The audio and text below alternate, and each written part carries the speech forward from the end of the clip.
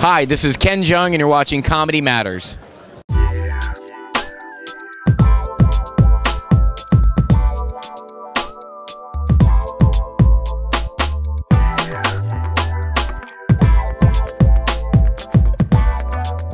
I'm here at the Montreal Just for Laughs Festival with Ken Jeong, who everybody loves, who used to be a doctor. Ken, well, first, you won today for Breakout Comedy Star of the Year. How's that feel, man? It's very surreal. I feel so honored. I can't, I'm just so thankful to the Just for Laughs festival. It's something that means a great deal to me. Your gratitude is obvious. It comes across. Thank you. There's very few people who cross the boundary, being a doctor and in comedy. When did you find out that you were funny? Yeah, I don't know if I am that funny. I think it's something that I really loved comedy as a kid, and I loved performing, and I always it was always a secret dream of mine, even when I was a doctor, to be a comedic actor and to do comedy. So, you know, I don't think I ever thought I was funny per se, but I just wanted to hang out with funny people. Yeah. But were you funny with your patients, or were you serious in the office? Were you an internist? I was an internist, yes. And I was actually very serious with my patients, where I didn't, I didn't want them to know that I didn't want to betray their confidence in me. So, but just like anything else, the longer I took care of patients, I was a doctor full time for 7 years. So, and I would. I would loosen up and be, just be myself. Right. So, but no, I always went out of my way to be serious about it. So, no, I understand, and I'm fascinated by people's first breaks. How did you get your first break into film? Were you doing stand-up? Yeah, I was doing stand-up and auditioning as an actor, and then Paul Ronca. Paul Ronca actually. Yes, Paul, we're old friends. Yes. Thanks to Paul having me here, and always a pleasure. I love you. I love Paul, and it was actually around the time of Knocked Up, my first movie. Paul had booked me for the Asian show. I think here at I think it was Opera. I think that was back in '06 that I was performing here, and had an Asian show here. They had an Asian show. It was like an Asian I forgot exactly the title of it, but it was. And why did they let you win that? I don't know.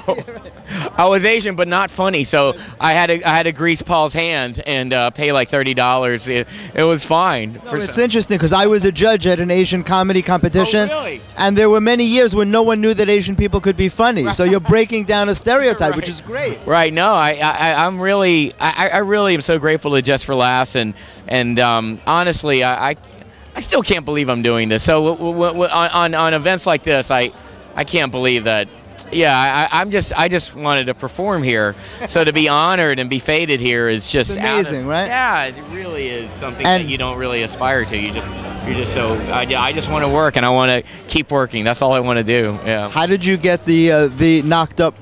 Not the Knocked Up. The Hangover movies. How did that come about? Oh yeah, I auditioned for Todd Phillips, the director, and that basically just changed my life. And I had known Todd before. We were working on another project together, and that just changed my life instantly. So, your comedy is so physical. Yeah. You do a lot of physicality. Are you trained in any kind of? I don't want to say martial arts because you're Asian, but are you trained? Karate as a kid when I was in junior high, but no, I never really. Yeah, no. Well, how did you get the looseness to be comfortable being naked on film? Like, because most doctors are kind of rigid. They're very left-brained. How did you get the wherewithal? I think when the camera's on, I'm a different person. And I think when the camera on, I'm kind of in the zone. And then when I'm off camera, I'm like another guy. So Todd, the director, would always laugh at how, like, in the zone, Mr. Chow, if I'm doing something really evil, like, haha, you're funny, you got stupid hair, and then when the camera's off, I'm like, oh, was that okay? So I'm so mild-mannered in real life that it's almost like, I think psychologically it's a way for me to balance out kind of the dual sides of my personality. You step out of your character to become someone else. Kind of, yeah, exactly, yeah. Well, I'm going to share something with you that I don't usually share with people. but I'm a doctor also. Really? Yes. What did you practice? I was a cosmetic dentist for many years, Oh and my God. I'm a professor at NYU in oral medicine and orofacial pain. Oh my God, that's amazing. Oh my God, this is like meant to be. This is meant to be right now. Funny? Yeah, it absolutely is. And for many years, I didn't tell my patients. I mean, I had pictures up. I used to write for Milton Berle in the old days, and Henny Youngman, and a lot of the old greats, and Joan Rivers and Rodney Dangerfield. Wow. So, but I never was funny in the office. I was very serious because I took my work seriously, and I was afraid that people would think that I didn't. Yeah. So I hardly ever tell people. But knowing your background, I felt comfortable sharing that with you. Thank you so much. No, I'm honored. Thanks for sharing that with us. That's amazing that we're kindred spirits. Very much so. So are you based in LA now? Yes, I'm based in LA. And you came in just for the festival. How wonderful. Yes. It's an honor. Yeah. It's the biggest comedy festival in the world, as you know. Yes. So everyone's going to see this. Yes, exactly. I'm beyond honored to be a part of it. I'm just always happy to go in any capacity. So for me to go in this capacity, And look who's here. Bud Friedman is here. Yeah, picture here for 1 minute.